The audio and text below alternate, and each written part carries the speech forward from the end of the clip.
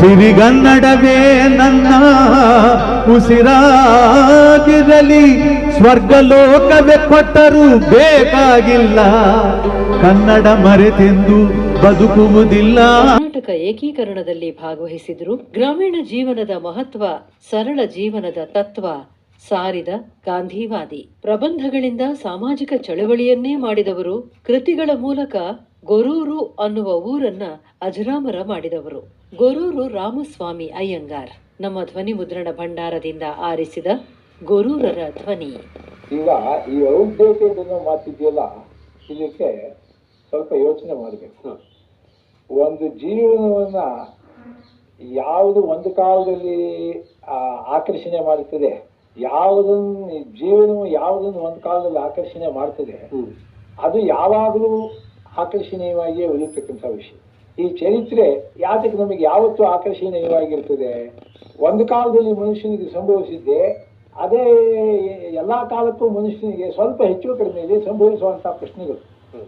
ಆ ರೀತಿ ಈಗ ರಾಮಾಯಣ ಎಂಬುವಂತ ಒಂದು ಕಾವ್ಯವನ್ನೇ ತಗೊಳ್ತಾರೆ, ಭಾರತ ಅನ್ನೋ ಕಾವ್ಯವನ್ನೇ ತೆಗೆದುಕೊಳ್ಳೋಣ, ಅಥವಾ ಹರಿಶ್ಚಂದ್ರನ ಕಥೆ ತಗೊಳ್ಳೋಣ. ಈಗ ಇದು ಔಟ್ಡೇಟೆಡ್ ಅಂದ್ರೆ ಇವತ್ತಿನ ಕಾಲಕ್ಕೆ ಅದು ಔಟ್ಡೇಟೆಡ್ ಇರಬಹುದು, ಆದ್ರೆ ಆ ಕಥೆಯಂತೆ ಈಗ ನಡೆಯೋದಿಲ್ಲ.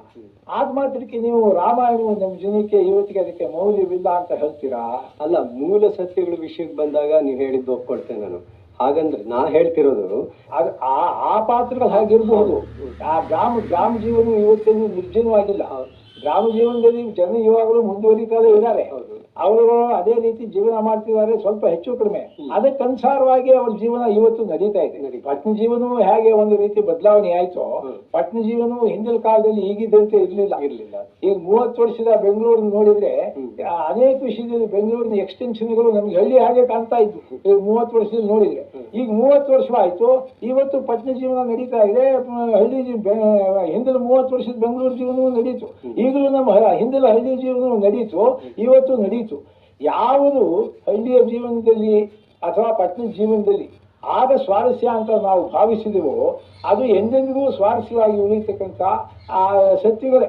ಊರ ಎಂಬ ಒಂದು ಪಾತ್ರವಿದೆ ಅಂತ ನೀವು ಆ ತೂರಿನ ಪಾತ್ರದಲ್ಲಿ ಇದು ಯಾವತ್ತಿಗೂ ಔಟ್ಡೇಟೆಡ್ ಆಗೋದಕ್ಕೆ ಸಾಧ್ಯವಿಲ್ಲ.